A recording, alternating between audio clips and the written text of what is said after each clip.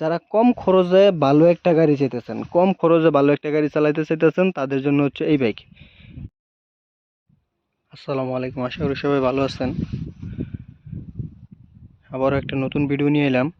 ভিডিওটা হচ্ছে যে ইয়ামাহা এফজেড ভার্সন 3, 4, 2 এইগুলা কারা কিনবেন আর কেনই বা কিনবেন।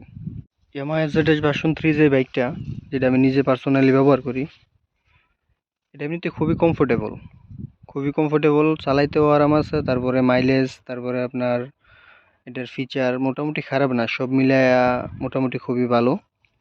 আর এটা কেন কিনবেন, মূল কারণ হচ্ছে এটা যে কেন কিনবেন বা কারা কিনবেন। এটা কেনার একটাই কারণ, যারা আস্তে আস্তে বাইক রাইড করতে অভ্যাস বা যারা আস্তে চালায় অভ্যাস আছে। অনেকে আছে যে একটু তাড়াহুড়া করে পছন্দ করে না, অনেকে পছন্দ করে যে একটু ঠান্ডা শীত চালামো, একটু আস্তে আস্তে চালামো, মানে একবারে সোজা কথা যে তেমন একটা কাপজাপ নাই, খুবই নিরিবিলিভাবে চালাইতে পছন্দ করে। এই গাড়ি হচ্ছে ওদের জন্য। আর যারা সাপ্রি টাইপের, ওদের জন্য এই গাড়ি না। যারা সাপ্রি না, ওদের জন্য হচ্ছে এই গাড়ি। কারণ সাপ্রিরা চাইবে ওই গাড়ি একটু টানাটানি করার জন্য, একটুনি এই এটা নিয়ে একটুনি ওই কী বলে স্টান মিস্টান করার জন্য। কিন্তু এটা স্টান করার গাড়ি না, এটা ক্লাসিক টাইপের একটা গাড়ি আর কি। এক কথায় যারা বলে এটা এমনি স্পোর্টস হইলো, গাড়িটা নিয়ে নেগের স্পোর্টস হইলো, এটা নিয়ে তেমন কিছু করা যায় না। এটা নিয়ে সাধারণ চলাফেরা ভালো, মাইলেজের দিক দিয়ে খুবই ভালো। যেমন মাইলেজের দিক যদি হিসাব করি, মাইলেজ মোটামুটি আপনি এটার মধ্যে 48-45 এরকম পেয়ে যাবেন। তো 48-45 মাইলেজ পাইলে মোটামুটি খুবই ভালো। আর বিশেষ করে এটা কারা কিনবেন, এটা কিনবেন হচ্ছে যারা অফিস টফিস করার জন্য গাড়ি খুঁজতেছেন, যে আমি মোটামুটি রেঞ্জের একটা জায়গা দূরত্ব থাকে, যেমন এই 40-45 কিলোমিটারের মতো বা 20-25 কিলোমিটারের মতো একটা দূরত্ব জায়গা প্রতিদিন রাইড করতে হয়, কিংবা 100 কিলোমিটারের মতো একটা জায়গা যারা ভালো করে রাইড করতে চান, তারা কিনবেন এই গাড়ি। যেমন মোটামুটি মাইলেজের দিক হিসাব করতে গেলে মোটামুটি আপনার দেখা গেছে যে খরচটা একটু কম পড়বো। এরপরে হচ্ছে যে চালায় আরাম পাইবেন।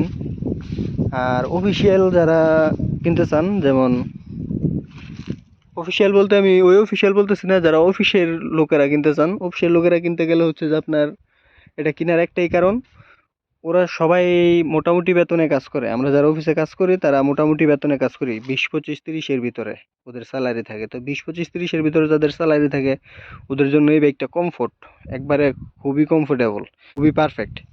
কেননা এই বাইকটার মধ্যে তেমন এক্সট্রা কোনো খরচ নাই। বাইক একবার কেনার পর তেমন মাল সামানা লাগে না, মাল সামানা কম লাগে। তারপর হচ্ছে গাড়ি স্মুথলি চলে। এরপরে এটার মধ্যে মাইলেজ দেব বেশি,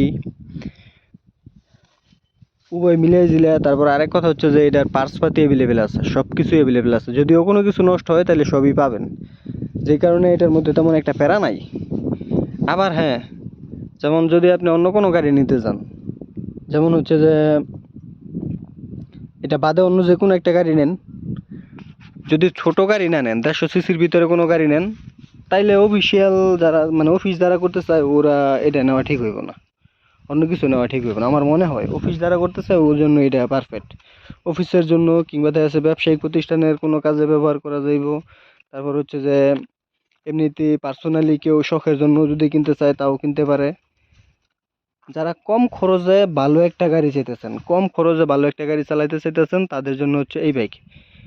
আর যারা মোটামুটি যে না আমার এই গাড়ি চলবো না, আমি একটু নি খাড়া টান, এরপরে হচ্ছে যে একটু নি এই টানাটানি করতে পারবো, ওরকম গাড়ি নিতে চান, তাহলে আপনারা এক কথায় সুজুকি, পালসার,